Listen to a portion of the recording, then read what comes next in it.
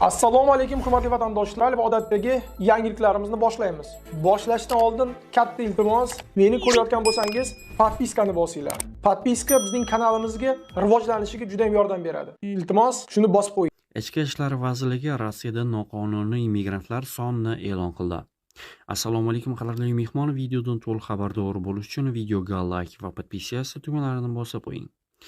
Rossiya Ichki ishlar vazirligining birinchi o'rinbosari Aleksandr Gorovayning so'zlariga ko'ra, hozirda Rossiyada 670 mingga yaqin muhojir noqonuniy bo'lib turibdi.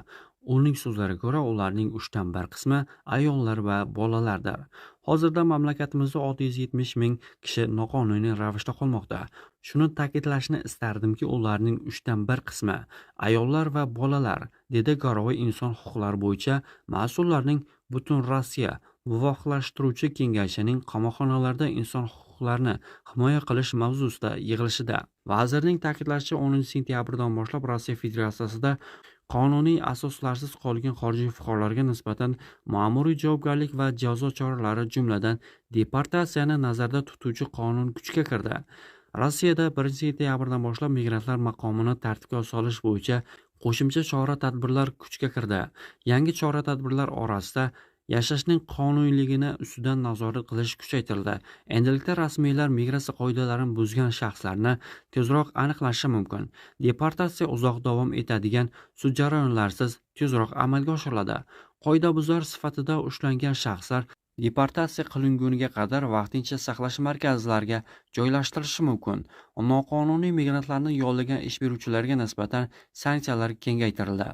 Bu o'zgarishlar noqonuniy migrantlar sonini kamaytirish va qonuniy ishlashni xohlovchilar oqimini ta'minlashga qaratilgan. Biroq tadbirlar Rossiyaga qonuniy yo'l bilan kelgan, ammo barcha kerakli hujjatlarni o'z vaqtida ololmagan muhojirlarning huquqlari qanday himoya qilinishi haqida ham xavotirga soladi.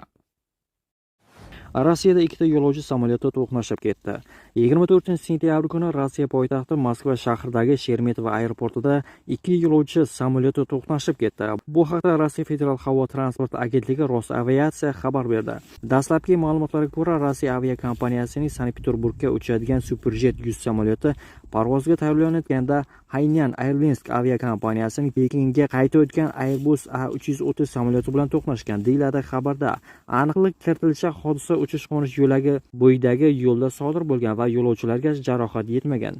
Rossiya aviakompaniyasi ma'lumotlariga ko'ra, boshqa samolyotning qanoti Rossiya samolyotining orqa qismiga tegib ketgan va oqibatda samolyotga zarar yetgan. Hainan Airlinesga qarashli Airbus texnik ko'rikdan so'ng parvozlardan chetlashtirilgan. Rossiya aviakompaniyasi yo'lovchilari Sankt-Peterburgga zaxira samolyoti orqali yetkazilgan. Pekin reysining 264 yo'lovchisi esa zaxira samolyot yetib kelguniga qadar mehmonxonaga joylashtirilgan. Rosaviatsiya hodisani o'rganish uchun maxsus komissiyani tuzishni ma'lum qilgan. Eslatib o'tamiz, avvalroq Rossiyaning Irkutsk shahridan O'zbekiston poytaxti Toshkentga uchish kerak bo'lgan samolyot qushlar bilan to'qnashib ketgandi. Samolyot bortida 6 nafar ekipaj a'zosi va 91 nafar yo'lovchi bo'lgan.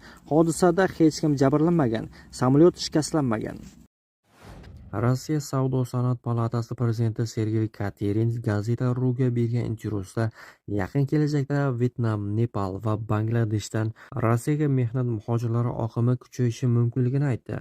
Uning so'zlariga ko'ra, Janubiy Sharqiy Osiyo mamlakatlari uzoq muddatli shartnomalar asosida kelishga tayyor. Ishchilarning katta guruhlarini shakllantirish imkoniyatiga ega. Shu bilan birga Katerinning ta'kidlashicha, chet el ishchi kuchiga haddan tashqari ishonish, avtomatlashtirish va samaradorlikni oshirishni sekinlashtirishi mumkin. Mutaxassis Hindistonda migratsiyaning kuchayishi Rossiyada xususan qurilish va restoran, xizmat ko'rsatish sohasida, chakana savdo va tozalash kompaniyalarida ishchi kuchi yetishmasligi bilan bog'ladi. Korxonalar uchun bu ishchi kuchi yetishmovchiligini to'ldirish va buyurtmalarni o'z vaqtida bajarish, ishchilar uchun esa pul ishlash imkoniyatini taqdim etadi. Rossiyada daromadlar migrantlar kelayotgan mamlakatlarga qaraganda taxminan 1,5 baravar yuqori. Katerin 2026-yilda Hindistonda migratsiya o'sishini bashorat qilmoqda. Rossiya MDH davlatlaridan O'zbekiston, Tojikiston va Qirg'izistondan kelgan ishchi kuchiga tayanishda davom etadi. Biroq ekspert ta'kidlaganidek, bu mamlakatlarning resurslari cheklangan. Turkiya va Yaqin Sharq ishchi kuchi uchun raqobat qilmoqda. 2025-yilda Rossiyaga hindistonlik mehnat muhojirlar oqimi o'tgan yilga nisbatan qariyb 25% ga o'sdi. Qurilish va xizmat ko'rsatish sohasida hindlarning o'rtacha ish haqi Hindistondan 60% yuqori.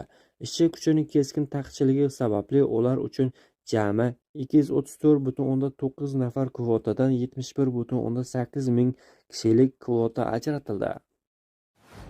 Smolensk viloyatidan 137 nafar migrant deportatsiya qilindi. Yil boshidan buyon Smolensk viloyatidan migratsiya qonunchiligini buzgani uchun 137 nafar chet el fuqarosi majburan deportatsiya qilingan.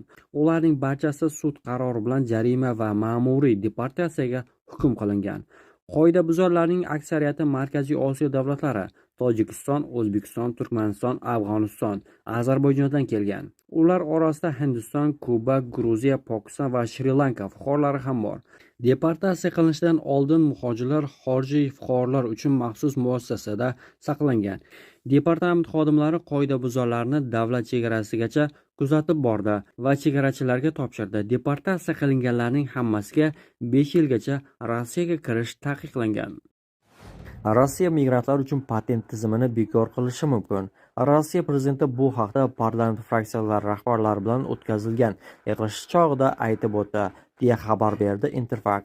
Patent tizimini bekor qilish g'oyasi Adolatli Rossiya haqiqat uchun fraksiyasi rahbari Sergey Mironov tomonidan bildirildi. Patent tizimini bekor qilish zarur. Mamlakatimizga ishchi kuchi kerakligi isbotlangan. Ularni Rossiyaga oilalarsiz olib kelish kerak.